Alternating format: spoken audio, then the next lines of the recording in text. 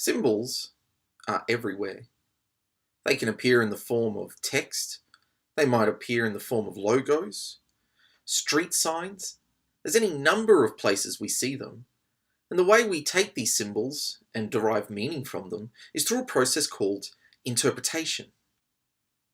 Interpretation is one of the key aspects of reading the Bible, because no one just reads the Bible, we all interpret the Bible. The Bible wasn't written in today's world for today's audience. It was written in a different time, in a different place, for a very different audience.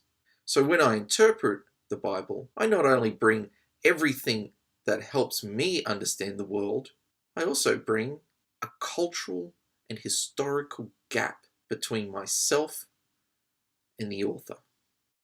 But before we get into interpretation, let's take a step back and begin with these symbols here. Now, these symbols we see in most places, shopping centres, parks, wherever, and we generally know what it means.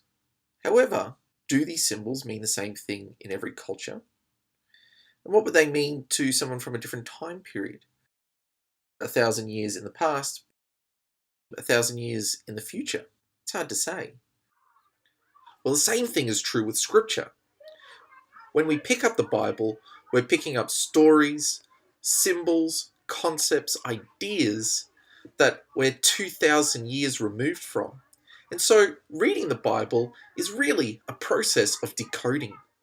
When I read the Bible, I'm really engaging in a process that involves at least 3 different worlds. We can talk about the world behind the text, the world within the text, and the world in front of the text. The world behind the text has to do with the world in which these stories and these books were written. So the sorts of questions we start to ask are things like, who were the authors? Or what impact did editors have on the final product? The authors didn't sign the names at the end of the book, so how do we know who wrote them? Where did the Gospels, for instance, get their names? Because nowhere in the Gospel does it say that it was written by Mark, Luke, Matthew, or John. So how do we know this? The next thing we ask is, what source material did the authors or editors consult when writing their text? I mean, how does Mark, Matthew, and Luke all have the same stories when they were written at different times and possibly in different countries? Now we come to the world within the text.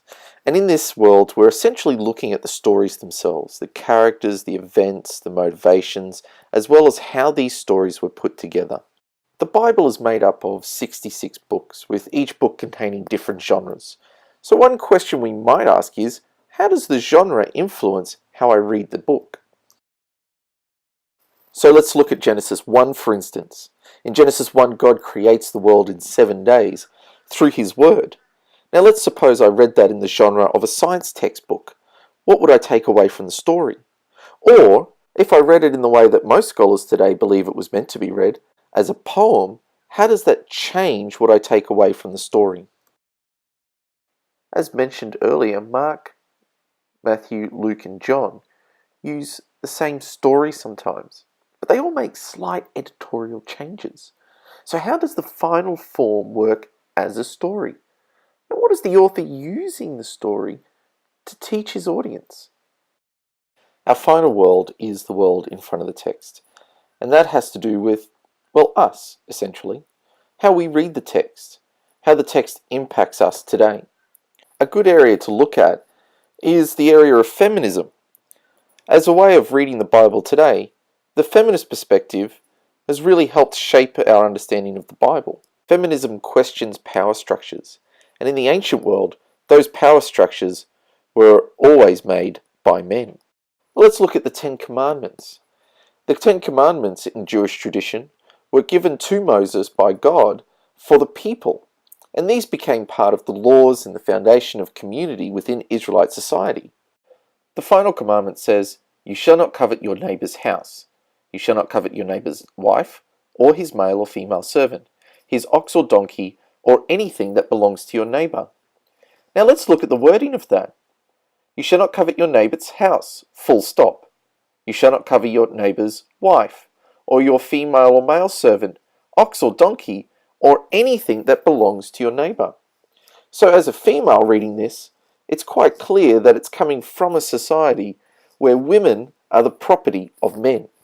So I hope this has helped you appreciate, even if it's in just a little way, the amount of effort that goes into interpreting a text properly, the sorts of questions we ask, and how important it is to try and bridge that historical gap that exists between us and the original author and audience.